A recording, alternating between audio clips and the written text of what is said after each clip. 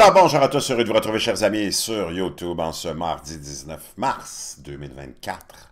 13h41 heure du Québec. Merci d'être abonné, merci à ceux qui vont s'abonner, merci à ceux qui m'envoient des liens, des messages. Cuba est sur le bord de l'effondrement total et moi j'arrive de Cuba il y a 3 semaines à peu près. Je peux vous confirmer que c'était très difficile quand on était là. Nous, on a été chanceux, on était dans une période où il n'y a pas manqué de grand-chose, mais j'ai parlé avec des gens, naturellement des locaux, et on s'attendait à des pannes d'électricité. D'ailleurs, ils vivaient déjà des pannes d'électricité.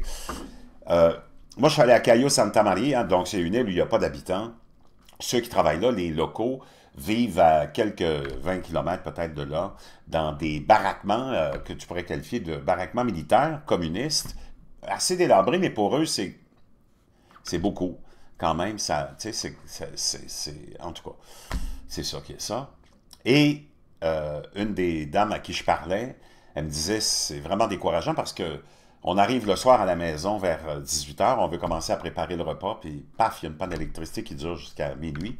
Parce que les centrales électriques là-bas sont alimentées au pétrole. Il y a une crise du pétrole. D'ailleurs, on nous parlait, je parlais avec un autre local, un autre Cubain qui est au courant de beaucoup de choses, qui nous disait que le gouvernement est en train de essayer de... Pendant qu'on était là, c'était en train de se faire passer une nouvelle réglementation sur le rationnement du pétrole. Parce que c'est très, très cher, le pétrole, et c'est complètement hallucinant. Et on s'attendait à des plus graves problèmes suite à ce rationnement du pétrole. C'est pas facile. Les œufs coûtent la nourriture coûte cher, les œufs coûtent une fortune. C'est un régime complètement taré. Le communisme, c'est quelque chose que tu veux pas expérimenter. Le capitalisme, c'est loin d'être la perfection, mais au moins si tu as de la volonté, puis tu veux, puis tu as de l'ambition, puis même si tu veux juste survivre, tu vas survivre.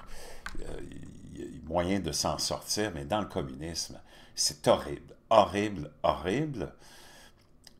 Et ce qui est étonnant, moi je me promenais dans des petits kiosques ou des boutiques pour touristes, et t'as encore les livres sur la Révolution avec en première page la photo de Fidel Castro, t'as des t-shirts de Che Guevara qui se vendent. What? Tu sais, tu pourrais dire, what the F?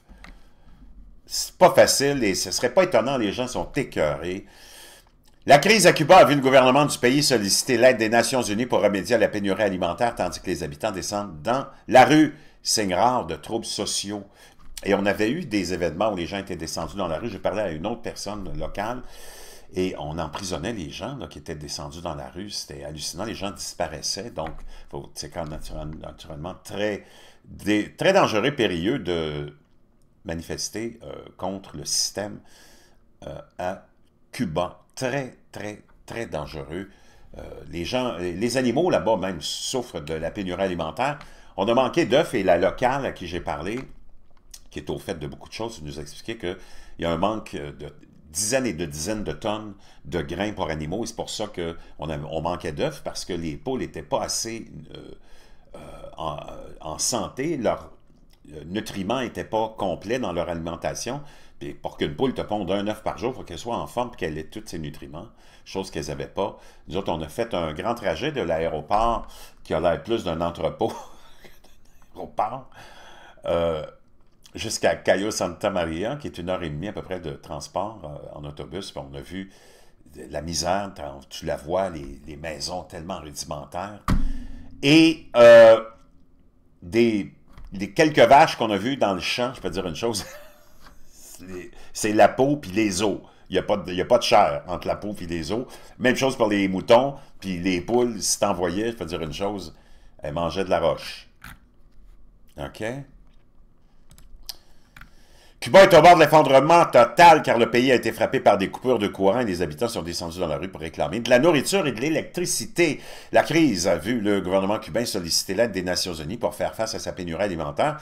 Alors que l'île des Caraïbes traverse la plus grave crise économique depuis 3 décennies, le régime communiste a recours à des appels à l'aide sans précédent vers d'autres pays. Le pays a été frappé par les restrictions américaines, une industrie touristique faible et un produit intérieur en déclin qui a laissé la fière nation indépendante à genoux. Dans un article de Bloomberg, l'auteur Juan Pablo Spinetto écrit que la situation a provoqué une rare manifestation de troubles sociaux. Wow! On voit ici vraiment, je peux vous confirmer que c'est la misère. Spinetto écrit que la situation économique constitue un énorme défi pour le Parti communiste cubain, qui contrôle la vie de la nation depuis la révolution de Fidel Castro en 1959. Il affirme que malgré l'embargo archaïque imposé à la nation par les États-Unis pendant la guerre froide, ils ne sont pas responsables de la pénurie alimentaire puisque Cuba a pu importer pour plus de 7 milliards de dollars de produits agricoles depuis 2001 avec les États-Unis, j'imagine. Spinetto ajoute que l'embargo n'est pas non plus responsable du départ de 5% de la population cubaine, plus d'un demi-million d'habitants entre 2021 et 2023. Il précise que ce sont des Cubains jeunes et instruits qui fuient la faim, la mauvaise gestion économique et la répression politique.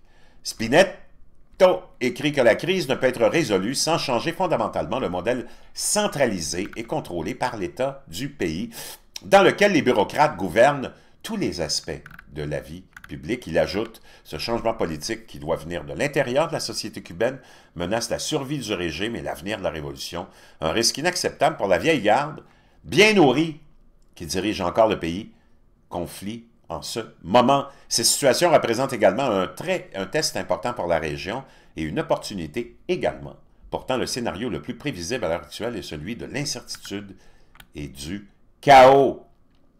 Il ajoute que dans le but de combler un déficit budgétaire de 18% du PIB et une inflation qui monte en flèche, des mesures d'austérité profondément impopulaires sont mises en œuvre par le gouvernement, notamment une augmentation, comme je vous disais, de 500% du prix de l'essence, ajoutant que Cuba recherche une nouvelle aide extérieure telle que la demande alimentaire de l'ONU et travaille à ressusciter son industrie touristique. Il a déclaré, parce que c'est vrai, c'était très tranquille quand je suis allé, il y a 3 semaines, les hôtels étaient à 30% d'occupation. Il a déclaré alors que la course à la présidentielle américaine est bien avancée, Cuba ne figure pas parmi ses priorités, mais qu'une certaine aide pourrait venir de John Kovalic, président du Conseil commercial et économique américano-cubain. Donc, je peux dire une chose, wow! Toute une leçon politique qu'on devrait enseigner dans les universités. La révolution cubaine, le communisme, la technocratie, puis la bureaucratie et les bureaucrates.